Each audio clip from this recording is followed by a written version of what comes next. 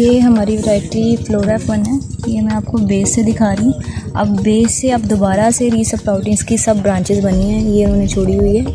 और अगर मैं बात करूँ तो ये स्टिल अभी भी सॉफ्ट है। ये देखें, जो छोटी छोटी इसकी साइड ब्रांचेस हैं उससे दोबारा से फ्रूटिंग लग रही है। देखें, 2 लगी है, तीसरी ये देखें, यहाँ पे भी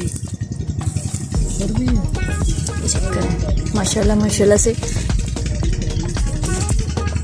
जहाँ पे भी एक दफ़ा हमने इसकी तुड़ाई ले ली हुई है देखें, और उसके बाद दोबारा से इसकी साइड ब्रांचेस निकली हैं और दोबारा से इस पे फ्रूटिंग लग रही है।